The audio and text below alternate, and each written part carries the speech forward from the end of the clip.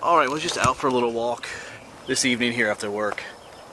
I'm working on doing a video on ticks and Lyme disease, but I just found a neat plant over here that has some cool medicinal properties. It's called Yarrow, so I thought I'd go ahead and make a video about that as well today. This evening, actually. Here's what it looks like. Now this is Yarrow. Got these white flower heads, and it's got these really fine, delicate leaves. Look like this.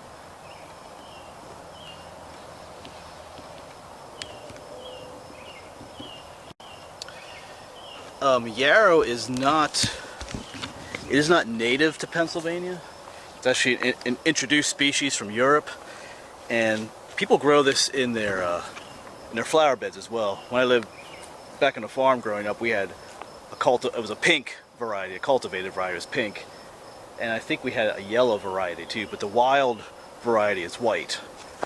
But they're not a native species to Pennsylvania, but they grow all over the place, usually in kind of waste places like this, you know, along the forest edge and stuff, or in meadows, or lots of times in lawns, or they can be weeds too in your garden. It's yarrow.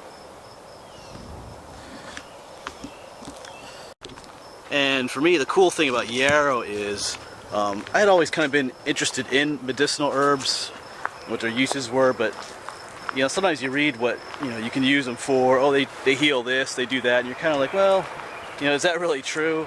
But one of the things that I read that yarrow is supposed to do is that it's supposed to stop the bleeding. Like if you have a cut and you're bleeding a lot, if you put yarrow on the wound, it'll stop the bleeding. And I actually put that to the test one day then. I think it was back still when I was on the farm. I cut my thumb, and it was kind of, I mean, I wasn't like bleeding to death, but it was the kind of bleeding. It was just drip, drip, drip, drip bleeding, where you would kind of put a paper towel on to stop the bleeding. It just kept bleeding. Well, I took some of those. If you take those yarrow leaves, those fine, delicate leaves, and crush them and make like a little poultice out of them, and place them right on the wound, it stings a little bit, but it stops the bleeding just like that almost. I mean, it was almost instantaneous how fast it stopped the bleeding.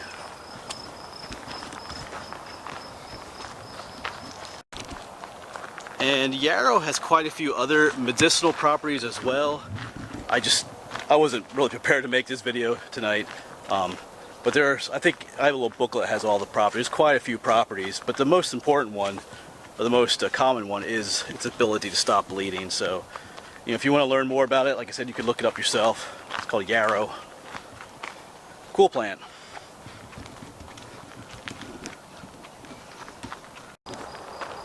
Yeah, over here is quite a bit more of it growing just along the side of the trail here. All up in there as well. Yeah, it really does stop the bleeding, and there's other nicknames for yarrow.